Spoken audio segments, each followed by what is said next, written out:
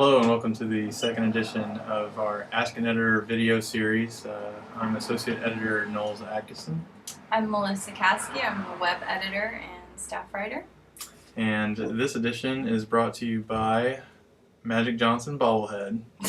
He was a lucky charm last night. The Dodgers won in extra innings Go Dodgers. against the Giants, and Yasiel Puig had an RBI double and a couple killer throws from the outfield.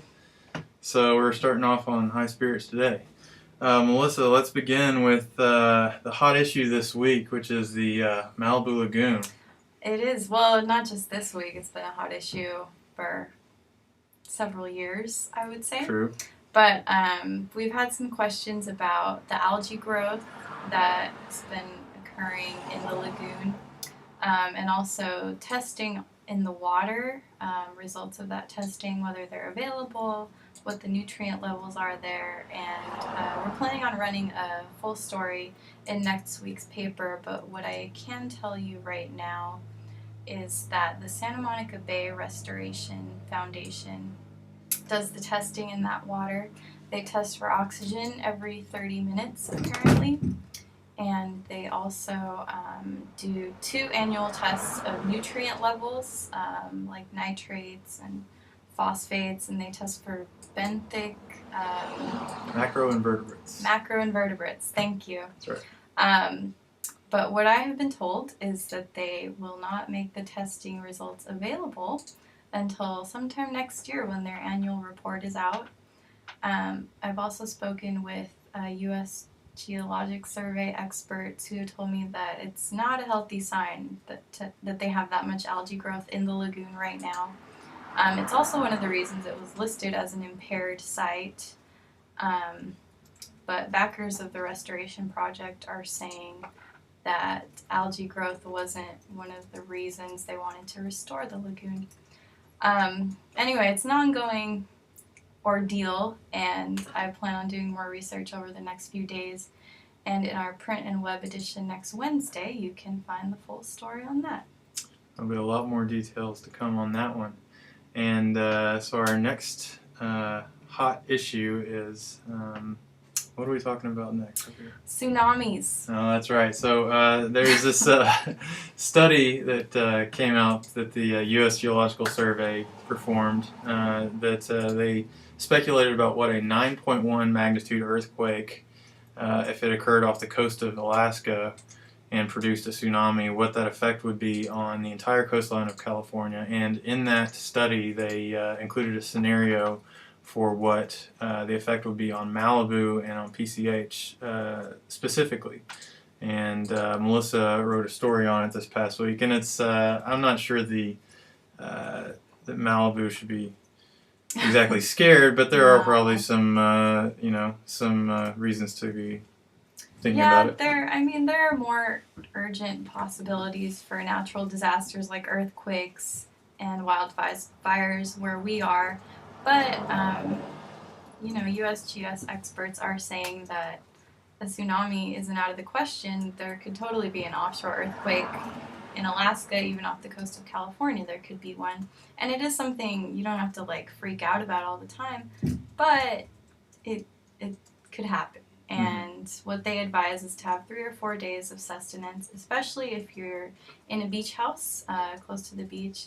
If you're up in the mountain canyon areas, it would have to be a pretty insane tsunami to get way up there. What they've projected is it would come up to PCH, the south side of PCH, and something of this magnitude could wipe out homes in the Malibu Road area, in Las Flores, in the Trancas area as well, and it's pretty far off. Right, and one thing they don't, that we spoke to Brad Davis, he's the city's emergency services coordinator, and he said that the offshore topography of Malibu, which we didn't exactly follow up, but I presume it means that there's, I think in the past he said that there are canyons basically underneath on the seashore in Malibu that affect how tsunamis come across on the coastline here, which isn't to diminish the possibility, but makes Malibu less susceptible than perhaps other coastal cities. Our third and final subject is the Shark Fund. A woman, we had a public forum this past week about district-wide fundraising, which is a kind of a controversial subject.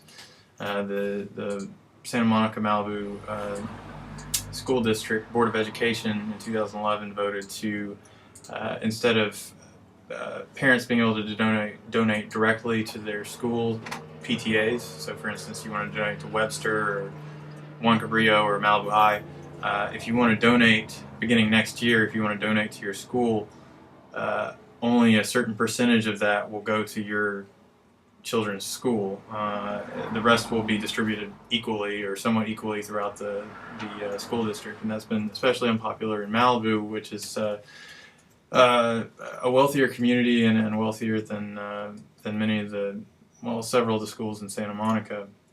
And there's a concern that Malibu parents will stop giving, or that if the fundraising doesn't increase enough in Santa Monica, that it won't raise the overall level of education of those schools in lower income areas to match what Malibu schools have gained through the use of parent donations here, and then it'll hurt education in Malibu schools.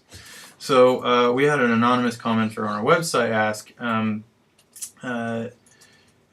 if 100% of donations to the Malibu Shark Fund, which is the fundraising arm for Malibu High School and Middle School, were going to benefit Malibu High School and Middle School directly, or would they be distributed throughout the school district? And I spoke to Doug Masterson. He is the chairman of the Shark Fund committee. And he said that donations would go directly this year to Malibu High School and Malibu Middle School, and that those donations can be earmarked specifically for anything. They can go to sports, they can go to arts if you want to do something for the band or for choir or whatever it may be, that you can do that. They prefer it to go to the general fund because then they can kind of find areas of need and put it there, but that's an option. She also asked, the commenter asked about, she said, I keep hearing that the Shark Fund can't solicit donations until the litigation regarding the lights is resolved. She's referring to litigation regarding field lights at Malibu High. And he said that's not true. They are soliciting donations. And anyway, they raised, the Shark Fund has a budget of about $518,000. They're trying to raise money to exceed that this year, and so that's about it. Yeah, I will wrap it up with another sports note. Apparently yesterday, Dwyane Wade, Miami Heat player, how old is he? He's 31, He's 32. getting up there. He was at Pepperdine, lifting weights, hanging out with the athletes over there. We'll have a little story online on that soon. Check our website for photos. MalibuTimes.com. That's right. You guys have a good, safe weekend, and we will see you next week. Thanks for watching.